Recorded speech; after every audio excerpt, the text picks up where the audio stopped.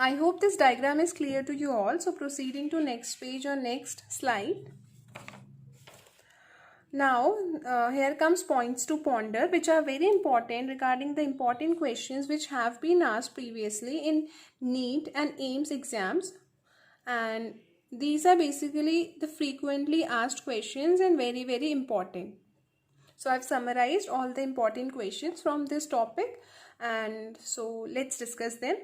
Basically the respiratory region, which we have discussed here in the previous diagram, here we have discussed the respiratory region. So this respiratory region is lined by pseudostratified ciliated columnar epithelium, and since this is pseudostratified and it is ciliated, so ciliated means it contains cilia. Cilia are present and goblet cells are present, which are responsible for the secretion of mucus. Now we know that there is a sticky secretion in our nose which is responsible for entrapping foreign pathogens or foreign body or foreign material, and we can excrete it out. Fine. Now concha, we have discussed the concha also. There are three types of concha, and they are respectively the superior, middle and inferior concha. Fine. Let me show the diagram. So here is the superior concha, here are the middle concha, and here are the inferior concha. I hope this diagram is clear to you all. Now what are concha? Concha are irregular bony projections. Irregular bony projections emerge from respiratory region. As we can see it here, this is the respiratory region which we talked about, and we are saying that these are the bony projections which are emerging from this respiratory region. Fine. Now these concha are helpful to maintain the temperature of the inhaled air. So as we know that we are warm blooded animals, और हमारा जो constant body temperature होता है वो 37 degree Celsius होता है, पर जो एक्सटर्नल इन्वायरमेंट है उसका टेम्परेचर जो होता है वो वेरी कर सकता है, और उसके साथ जो एयर हम इनहेल करते हैं उसका टेम्परेचर भी वेरी करता है. फाइन. तो ये वेरिएबल होता है, कुछ भी एक्स टेम्परेचर हो सकता है. तो अगर हम डिफरेंट टेम्परेचर की जो एयर होती है अगर उसको इनहेल करते हैं तो उसका जो टेम्परेचर है, इनहेल्ड एयर का जो टेम्परेचर है वो बॉडी टेम्परेचर के साथ बैलेंस करने के लिए या उसके जितना लाने में these conchae are responsible. Fine. Now जो ऑल्फैक्टरी रीजन होता है it is lined by olfactory mucus membrane. This point we have discussed earlier also, and it is known as Schneiderian membrane. ये बहुत इंपॉर्टेंट क्वेश्चन है और AIIMS में ये frequently पूछा जाता है, और नाउ नीट में भी पूछा गया है एक दो बार. So this is important. So you can write it somewhere in your another copy to revise it frequently. Now जो श्नेडेरियन मेम्ब्रेन होती है उसमें होते हैं सीलिया, बट इसमें कोई गॉबलेट सेल्स नहीं होते हैं. बताओ क्यों? क्योंकि ये जो चीज़ मेंशन करने के पीछे जो रीज़न है वो ये है कि जो हमने रेस्पिरेटरी रीजन पढ़ा, यहाँ पे हमने लिखा कि it is lined by pseudo stratified ciliated columnar epithelium. It means यहाँ पे सीलिया भी है. Sorry, I hope it's visible now. It means यहाँ पे सीलिया भी है और यहाँ पे गॉबलेट सेल्स भी थे. पर जब कंपैरिजन आता है तो यहाँ पे बहुत सारे बच्चे कंफ्यूज हो जाते हैं. जो श्नेडेरियन मेम्ब्रेन होती है उसमें केवल सीलिया प्रेजेंट होते हैं पर गॉबलेट सेल्स एब्सेंट होते हैं. Fine. So now moving to another slide. I hope it's clear to you all. हमने यहाँ पे बेसिकली क्या पढ़ा कि जो रेस्पिरेटरी रीजन होता है उसमें स्यूडोस्ट्रेटिफाइड सिलिएटेड कॉलमनार एपिथेलियम है, जबकि जो ऑल्फैक्टरी रीजन है उसमें श्नेडेरियन मेम्ब्रेन होती है जो कि एक ऑल्फैक्टरी म्यूकस मेम्ब्रेन है. स्यूडोस्ट्रेटिफाइड सिलिएटेड कॉलमनार एपिथेलियम में सीलिया भी होते हैं और गॉबलेट सेल्स भी होते हैं, जबकि जो ऑल्फैक्टरी रीजन होता है उसमें केवल सीलिया होते हैं, गॉबलेट सेल्स नहीं होते हैं. ठीक है. और जो कॉन्का होते हैं वो इरेग्युलर बोनी प्रोजेक्शंस होते हैं which emerge from the respiratory region. So moving to next slide. So we have completed points to ponder. After completing points to ponder, let's discuss them diagrammatically. This is the diagram of olfactory mucous membrane. Fine. ये आपको diagram कहीं पे नहीं मिलेगा, this is not from NCERT, ना ही कोई reference book से है। ये जो मैंने खुद अपनी अंडरस्टैंडिंग के थ्रू कुछ दूसरी बुक से और कुछ अपना दिमाग लगा के बनाया है, होपफुली आपको हेल्प करेगा। सो मैं आपको ये डायग्राम एक्सप्लेन करती हूँ। ऑल्फैक्टरी म्यूकस मेम्ब्रेन, बार बार 100 बार 10 बार बोल चुकी हूँ मैं कि श्नेइडरियन मेम्ब्रेन बोलते हैं। इंपॉर्टेंट क्वेश्चन है और पूछा जाता है, ठीक है। तो चलो मैं आपको भी डायग्राम एक्सप्लेन करती हूँ। बेसिकली ये जो नर्वस सप्लाई होती है नोज़ की, उसके जैसा डायग्राम है। तो मैं आपको एक्सप्लेन करती हूँ, होपफुली आप लोगों को समझ में आएगा और कॉन्सेप्ट क्लियर होगा। तो ये जो सेल्स है, पहले मैं आपको इन सेल्स की नेमिंग बताती हूँ कि इनको क्या क्या बोलते हैं हम, और फिर मैं इनका फंक्शन बताती हूँ कि जो ऑल्फैक्टरी म्यूकस मेम्ब्रेन होती है वो किस किस चीज़ से बनी होती है, क्योंकि अल्टीमेटली ये जो सेल्स हैं ये ऑल्फैक्टरी म्यूकस मेम्ब्रेन के कंपोनेंट्स हैं, ठीक है। तो सबसे पहले हमने सेल बनाया तो ऑफ कोर्स उसमें न्यूक्लियस तो होगा ही, तो न्यूक्लियस बना दिया हमने, ठीक है। उसके बाद अब हम इनकी नेमिंग करेंगे। तो ये वाला जो सेल है इसको हम बोलते हैं सेंसरी सेल, ठीक है। ये वाले जो सेल है जो हमने जो ब्लैक कलर से बनाए हैं इनको हम बोलते हैं सपोर्टिंग सेल्स। दोनों सपोर्टिंग सेल्स ही हैं, और भी होते हैं, मैंने ड्रॉ केवल कम किए हैं, नहीं तो डायग्राम घौच पौच हो जाता। हमको बस अंडरस्टैंडिंग चाहिए, ठीक है। ये जो रेड कलर से जो मैंने ग्लैंड बनाई है ये है बोमेन्स ग्लैंड। अब ये इम्पॉर्टेंट क्यों है ये पूछा नहीं जाता है, बट मैंने सिर्फ इसलिए मेंशन किया है क्योंकि कई बार पेपर्स में बच्चों को कंफ्यूज किया जाता है बोमेन्स ग्लैंड और बोमेन्स कैप्सूल के बीच में। बोमेन्स कैप्सूल हमें मिलता है किडनी में,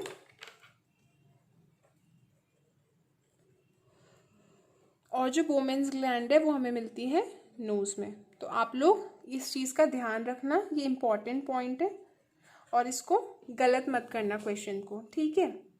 ये क्या है, ये जो है ये नर्व फाइबर्स है, ठीक है, जो कि रिस्पेक्टिव सेल से ओरिजिनेट हो रहे हैं, और ये उन नर्व फाइबर्स के एक्सोनल एंड्स हैं जो कि फर्दर हायर कंट्रोल जो सेंटर्स हैं उनमें जाएंगे, ठीक है। अब आप बोलेंगे कि ये तो आपने बना दिए सेल्स, अब इसमें एक सेल और होता है, वो भी मैं बना देती हूँ यहाँ पे। इनको हम बोलते हैं बेसल सेल्स। सेल है तो न्यूक्लियस भी होगा ऑफ कोर्स, तो इनको हम क्या बोलते हैं, बेसल सेल्स, ठीक है। नाउ बेसल सेल्स हो गए, उसके बाद अब हम क्या करते हैं, इसका एक्सप्लेनेशन देखते हैं। अब हमको पता है कि बेसमेंट मेम्ब्रेन भी एक इम्पॉर्टेंट पार्ट होती है किसी भी सेल्स का, तो यहाँ पे भी बेसमेंट मेम्ब्रेन होगी, तो बेसमेंट मेम्ब्रेन भी बना देते हैं, चलो। तो ये क्या है, this is basement membrane,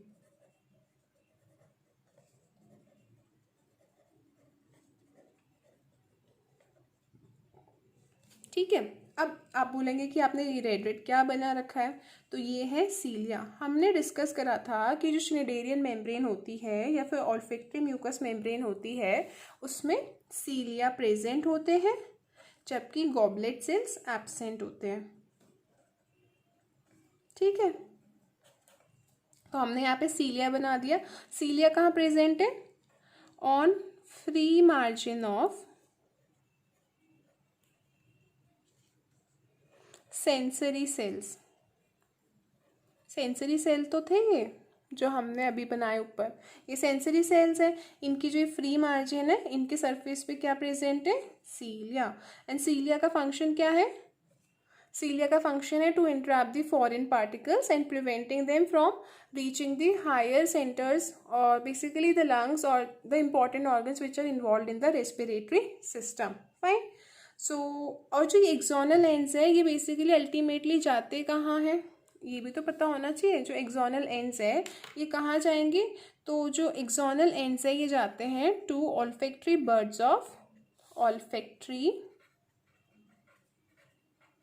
birds of brain, ठीक है, ये इंपॉर्टेंट है।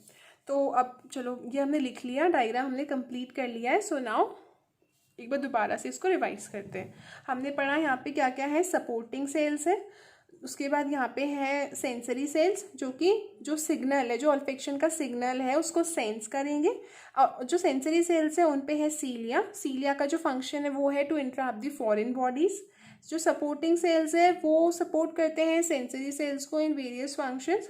नहीं पूछा जाता है, मैं ज़्यादा डिटेल में नहीं जाऊँगी, just not to confuse you, ठीक है।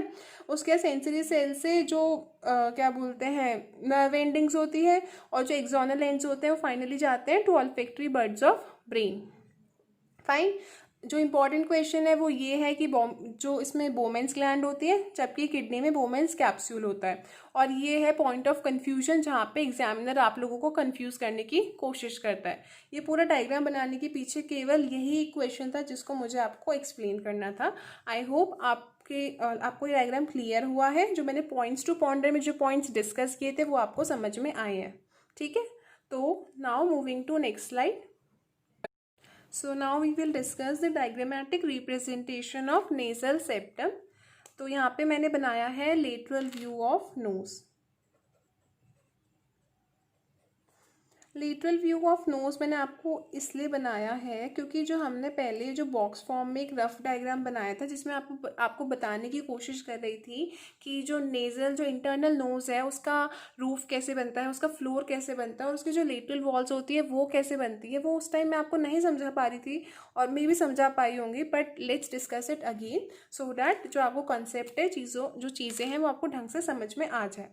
एक रफ आउटलाइन बनाई हुई है, मैं इसको दोबारा से ड्रॉ करती हूँ, उसके बाद हम इसकी नेमिंग करते हैं। ऑलराइट, तो ये जो हमने बनाया ये हमने बनाया नोज़। नाउ अब मैं जिस चीज़ पे मैं आउटलाइन कर रही हूँ ये मैं आउटलाइन कर रही हूँ कॉन्का को। उसके बाद हम ये वाली जो चीज़ है ये है पैलेट, ठीक है।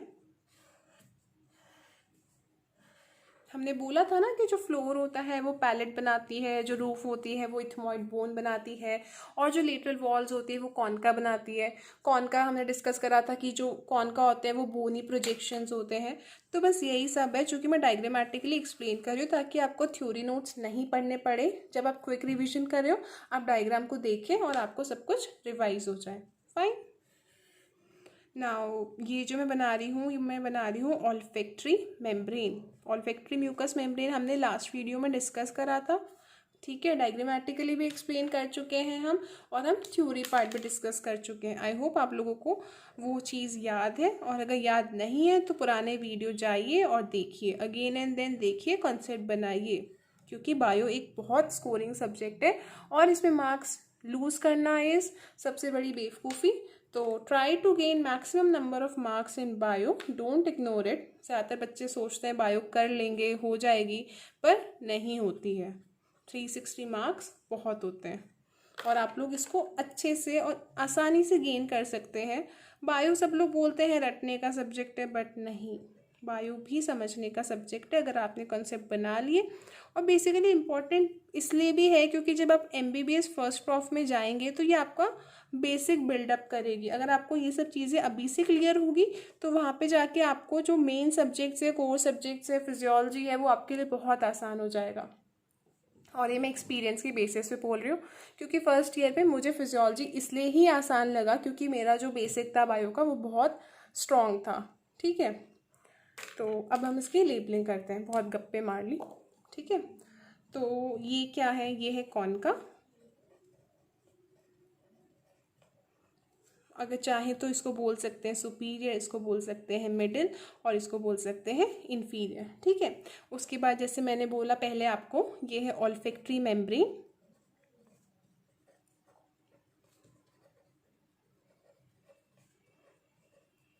ठीक है। उसके बाद ये है पैलेट, ठीक है। उसके बाद ये जो हमने बनाई है इसको हम बोलते हैं क्रिब्रीफॉर्म प्लेट। क्रिब्रीफॉर्म प्लेट एक्स्ट्रा है, नहीं पूछा जाता है, बट बता देती हूँ क्योंकि हम पूरा स्ट्रक्चर डिस्कस कर रहे हैं तो मैंने सोचा छोड़ना क्यों। क्योंकि क्रिब्रीफॉर्म जो प्लेट है ये इथमॉइड बोन का पार्ट होता है और हमने पढ़ा है कि जो इथमॉइड बोन होती है वो रूफ बनाती है, किसका, इंटरनल नोज का, ठीक है, इसलिए मैंने यहाँ पे मेंशन कर दिया। अब क्रिब्रिफॉर्म प्लेट बना दी। जो क्रिब्रिफॉर्म प्लेट होती है, यहाँ से जो नर्व फाइबर्स ओरिजिनेट होते हैं वो कहाँ जाते हैं? वो जाते हैं ऑल्फैक्टरी बल्ब में। ऑल्फैक्टरी बल्ब या ऑल्फैक्टरी लोब में। और ऑल्फैक्टरी बल्ब या ऑल्फैक्टरी लोब से जो सिग्नल्स होते हैं वो basically it's a part of a brain. और ब्रेन में भी कौन सी चीज़ का पार्ट है? लिम्बिक रीजन का, ठीक है, फाइन। सो हमने ये डिस्कस कर लिया। अब मुझे लगता है आपको क्लियर होगा कि ये जो पूरा पोर्शन है ये है इंटरनल नोज।